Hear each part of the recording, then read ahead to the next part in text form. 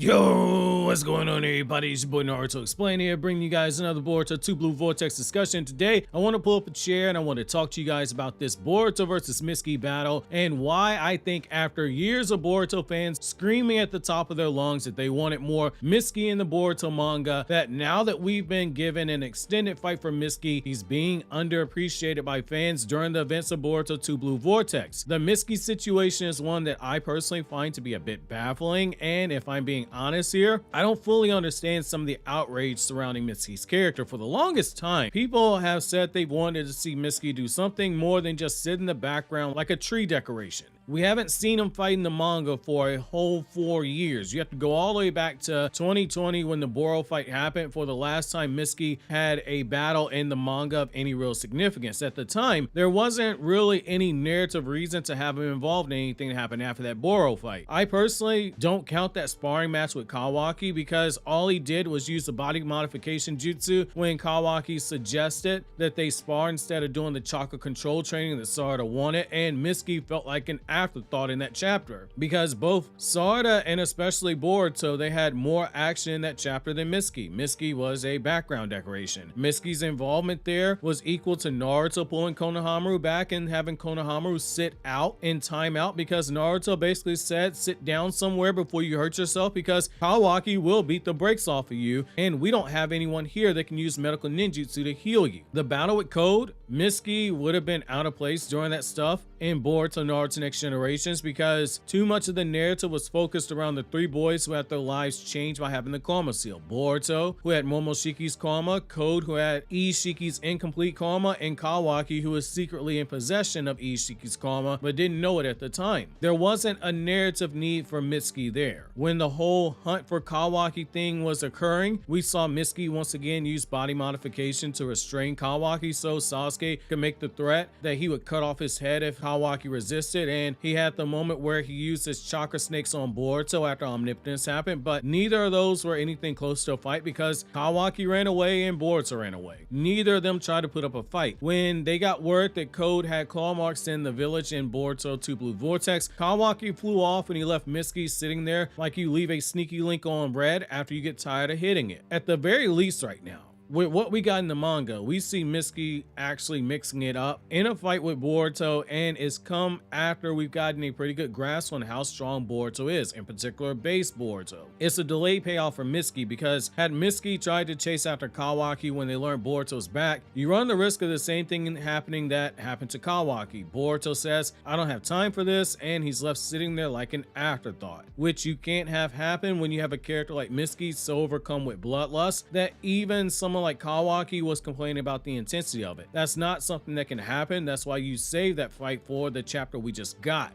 By the story taking the route that it did, allowing us to see Boruto dog out Code, someone who's stronger than Jigen, which the last time Boruto, chronologically in the timeline, Boruto was too weak to fight Code on his own, which is why he ran away at Sasuke's orders. Like Code revealed to us before Boruto chapter 5's flashback showed us the context of what happened that Code referred to, which there's still a lot of context missing around that fight, and afterwards, years later in the timeline where we're currently at, we see Boruto fight against the evolved shinju made from both the combination of Code's chakra and the chakra of those who the Ten Tails ate. We now have enough to properly measure where the Sage Mode Mitsuki is by looking at Boruto in that fight. Boruto in base was toying with Code, but he also used the Rasengan Uzehiko, which we can assume until we see otherwise, that's Boruto's strongest jutsu in his arsenal. When he fought against the Shinju, Boruto did have to use some effort, but I think we all can agree you chalk that more so up to Boruto being caught off guard more than once in that fight. He went into that battle believing that he was going there to destroy the Ten Tails, which at the time the Toad Summon confirmed form was still intact and hadn't yet broken apart into the various Shinju that we saw. He at most thought that he was going to have to destroy the Ten Tails and then have to fight against Code, which would have been a layup given the condition that the Uzehiko Rasengan left Code in. Instead, we get greeted with multiple enemies whose powers he didn't know, whose strength level Boruto didn't know. He went into that fight completely blind. Just when it appeared that he had a firm grasp on the situation with the bug Shinju, all of a sudden the Sasuke Shinju, he pops out. Then, just as he gets a grasp on that, the Moegi and Jura Shinju, they pop out as well. He was quickly finding himself in a Jiraiya versus Pain situation where the numbers were increasing as the fight went on, and he had no intel, and somewhere Kashin Koji, watching through the eyes that told, was probably getting genetic flashbacks of Jiraiya's last moments, getting more black rods penetrating them than a prime Lisa Ann used to get back in the day. However, the experiences there at least allowed us to get some measure of how strong some of the Shinju were. Bug Shinju was strong enough that Boruto needed to use lightning release, and Sasuke Shinju was strong enough that Boruto needed to use a Rasengan to push him back. We have some data that you can start compiling here when it comes to Mitsuki now, and what he did against Boruto. Was he strong enough that Boruto had to fight him at full power and base? Obviously not. Base Boruto is being kept at a level where we can't fully gauge how much stronger he is than Jigen, but we clearly know he is significantly stronger than Jigen based off what we've seen. But with Boruto versus Mitsuki, we saw that Sage Mode Mitsuki was at least strong enough that Boruto saw him and looked disappointed he was going to have to get rough with his friend, but words are one thing and actions are another. In that fight, Boruto never actually landed a hit on Mitsuki. He took mostly a defensive stance in that battle, opting to try and talk some sense into Mitsuki, and you can tell that Boruto was more reserved in terms of his approach. He gathered intel first to make sure that Mitsuki came alone, and he proceeded to use necessary exertion of force to handle the situation. When Mitsuki used shadow clones, Boruto cut them down. When he used lightning release, Boruto could have used wind release to counter, since strategically he has wind release and wind release is superior to lightning release. And as we learned in the Akatsuki suppression arc, Boruto could have taken Mitsuki out right then and there by countering with the appropriate chakra nature. The guy clearly improved enough where Boruto not only sheathed his sword, but was able to see the hand seal that was woven by Mitsuki, which in turn allows him to see which chakra nature jutsu Mitsuki's using, then weave his own hand seals in response, and then counter at the exact same time. If Boruto had time to do all of that,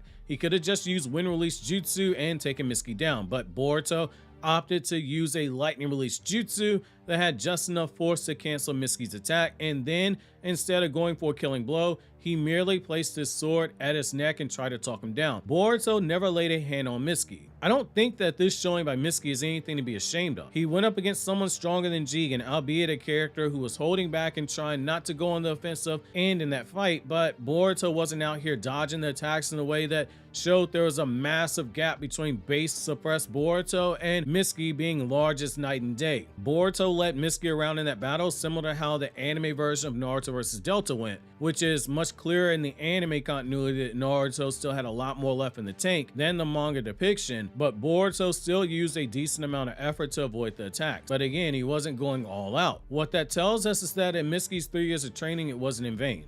The narrative was clearly setting up Sarada and Mitsuki to become strong enough to fight against Inosuke level fighters, and at the back end of Boruto Naruto Next Generations, it was making it clear that Jigen was going to be the floor that was going to be used for various characters as measuring sticks coming out of the time skip, and that for characters we actually saw battle, Baryon Mode Naruto and Ishiki, they were going to be the brass handles that were at the top that everyone was reaching for and eventually pulled themselves up above. Part 1 Boruto made it pretty clear that Sarada and Mitsuki at the tender age of 12 were growing at a rate faster than the Boruto Kage did at that same age, and that their floor in the future was going to be higher than the Boruto Kage's ceiling. And even Kishimoto in the Naruto one-shot manga for Mitsuki, Orochimaru flat out says that Sage Mode Mitsuki's full power is stronger than Boruto era Orochimaru, and Boruto era Orochimaru is no slouch. We're seeing that Mitsuki has started to reach into that potential that Orochimaru stated, which is exactly what Naruto predicted in the anime episode 24, where he was the only Kage at that meeting that didn't dismiss the next generation, saying that while they may be soft now because of the times, he had faith in this new generation of kids that they had more potential than the Kage sitting at the table with Naruto. Mitsuki clearly got strong enough to fight against an Inosuke level threat, which probably happened via training with Kawaki for 3 years during that time skip.